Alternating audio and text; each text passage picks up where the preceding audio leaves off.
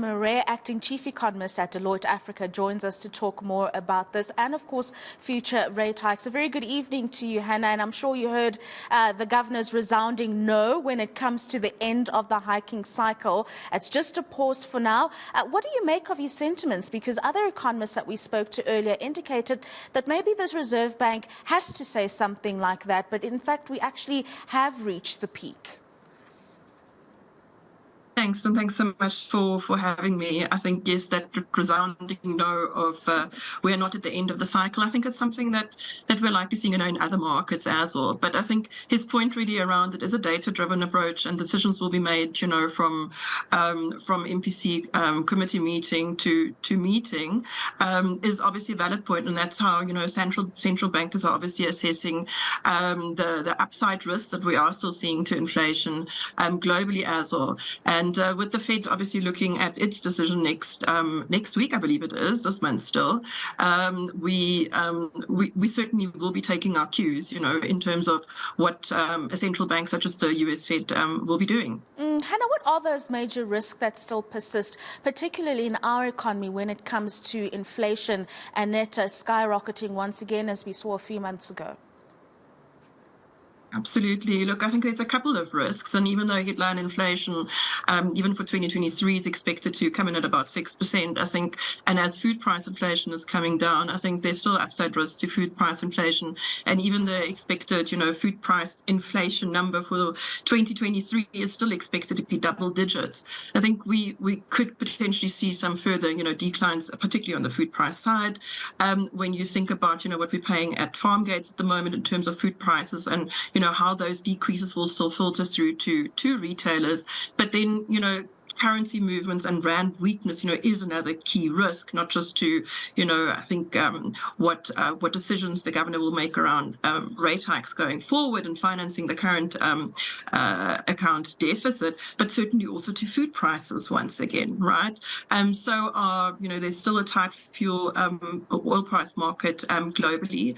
The potential of fuel price risks and how that impacts, again, on headline inflation numbers such as food price inflation, are there. And then you have agricultural climate change impacts. I mean, we are expecting dry seasons, just sticking to food price inflation again, with, the El Nino effect potentially also having an impact on, again, the agricultural sector and food price inflation, not perhaps coming as down as much as one would expect. I've alluded to, rand weakness and financing the current account deficit being one, but I think then generally also, given the structural weaknesses that we have in our economy, think particularly linked to our energy and our power crisis, there's higher costs to doing business, generally speaking, that, filters through and are passed on to core inflation, that are passed on to consumers, etc. So I think there are still upside risks to inflation, and fully agree with them in terms of, let's assess where we are at the moment, and let's assess the new data that comes out against what's happening globally as well. Hannah, what would you say to the argument that perhaps our central bank mirrored the actions of the United States very closely, and were two very different economies, in that perhaps the SARB was a little bit too aggressive, whereas the middle income earners that were feeling the pinch of these hikes the most will not be able to recover even when we start to see some kind of stabilization in the interest rates? But also companies like the mining companies that are debt heavy when it comes to operations have suffered from paying back that debt because of the higher interest rates. So the ripple effects being a lot more harmful in the short term and might not be able to recover in the long term.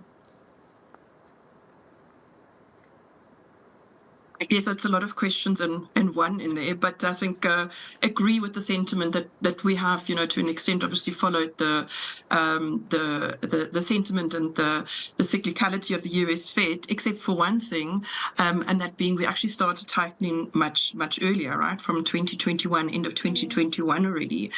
I think absolutely, how this is going to play out in terms of, the cost of credit and the damage perhaps that will have been done to certain businesses is yet to be seen from a consumer perspective as well. While inflation obviously and price stability is the core mandate of the central bank, the impacts of high inflation and price instability, ultimately is expected to outweigh, or the negative impacts thereof, to outweigh the negative impacts that we're seeing from the increase in interest rates. But I think it's a good time to pause and to assess, and then to look at how we take this forward. And then finally, Hannah, have you done any research around when we might start to see a decline in interest rates? I know we'll have a pause for a while, but at what point do you foresee the Reserve Bank starting to cut, perhaps to a level that we were at pre-2020 with the COVID-19 pandemic?